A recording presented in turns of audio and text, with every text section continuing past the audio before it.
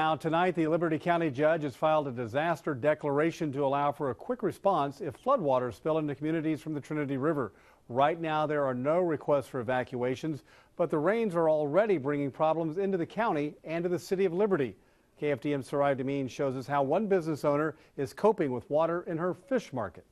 I mean, it's just like in 94 when it flooded everywhere in 94. Water from the Trinity River crept its way into Johnnie Brannen's seafood market in Liberty. It just happened this morning when we got up to come over and take a look at everything. I just noticed that it was coming in the door just a little bit, so I said, well, let's just go ahead and close the doors for today. She closed the doors to her fish market, but she's still taking customer orders for fish next door at her restaurant.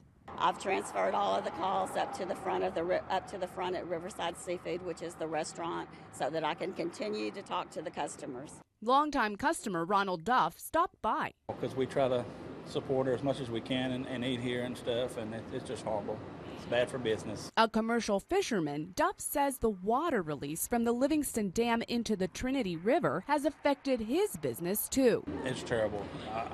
We can barely get the boats in and out right now because the water's so high. And the river's just, we can't do nothing in the river right now as far as work, so. But we haven't had any water in the homes. Emergency Management Coordinator Tom Branch says residents need to monitor conditions as more water is released into the Trinity River. So we're trying to monitor to see if that's going to change with this new flow, and if so, do we need to have folks evacuated or not. We have not made a decision on that at this point.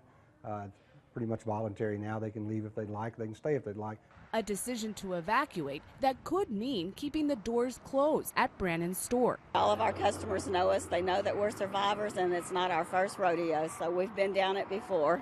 And whatever more may come down the river, Brannen says she'll manage. In Liberty County, Sarai Demien, KFDM 6 News. The Emergency Management Coordinator says tomorrow the county will decide whether to open a shelter in Liberty.